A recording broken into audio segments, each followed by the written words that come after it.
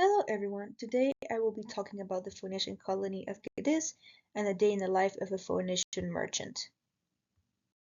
On the southwestern coast of Iberia around 1100 BCE, the Phoenicians founded one of their most important western colonies, Gadir, known today as Cadiz.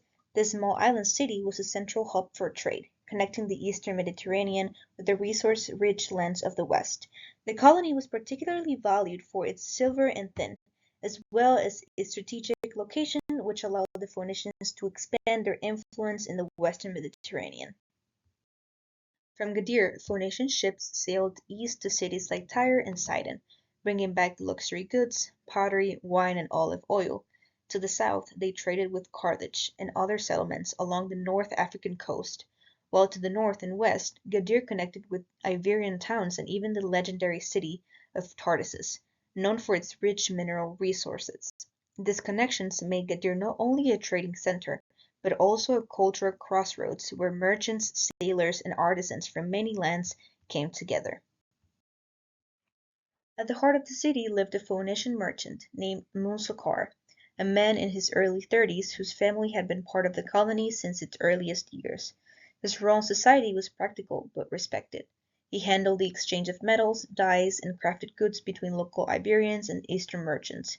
His work helped sustain the colony's economy, and people relied on him for fair dealing and a steady supply. A typical day for Ammun-Zakar began just after sunrise.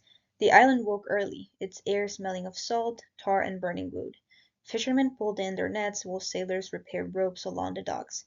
Ammun-Zakar started his morning by inspecting goods stored in his small warehouse. Metal ingots, dyed cloth from Tyre, finely made pottery, and jars of olive oil.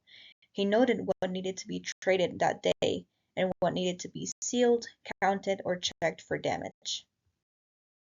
Once the market opened, he moved through the narrow streets of Gadir, where traders arranged baskets of grain, fish, and cured meat.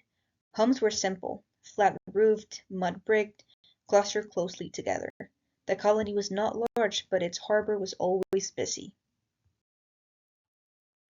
Throughout the morning, Ammun-Zakar met with both Phoenician settlers and local Iberian traders.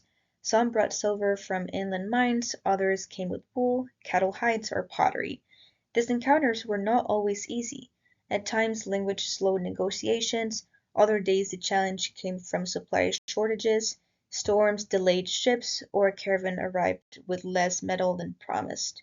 Ammun-Zakar often had to mediate disputes, reassure partners, or negotiate prices to keep the peace and maintain trust. At midday he usually walked down to the docks to check on arriving ships.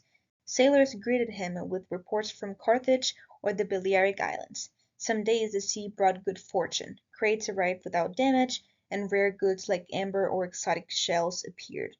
Other days storms had ruined cargo, or pirates along the coast forced sailors to change course. These setbacks meant more work, recording losses, arranging replacements, and adjusting trade agreements. In the afternoon he met with artisans, who depended on important materials. Bronze workers needed tin, dyers needed certain minerals, and potters asked for tools from the East.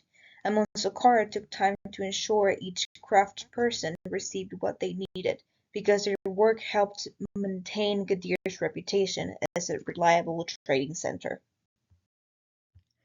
As night fell, the island quieted. Light from oil lamps flickered along the narrow streets. Amon-Zakar ended his day by recording transactions on wax tablets, preparing lists for the next morning, and checking that his goods were secure. Life in Gadir was rarely easy, but each day played a small part in shaping a colony that would endure for centuries. Thank you everyone for listening.